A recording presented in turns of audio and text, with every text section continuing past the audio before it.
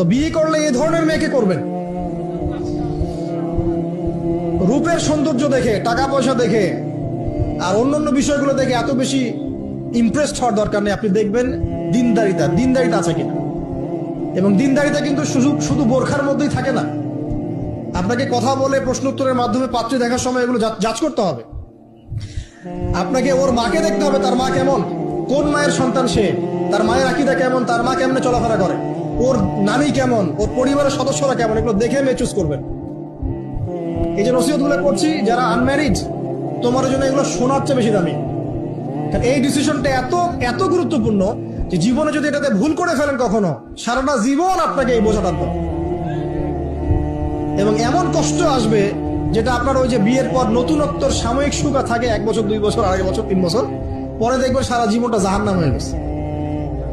তো একটা নসিহত, বাড়ির স্ত্রীরা এবং বোনরা যদি হাজেরা আলাইহিস সালামের মতো হতে পারে, ইনশাআল্লাহ তাআলা আদর্শ পরিবার গড়ে উঠবে ইনশাআল্লাহ।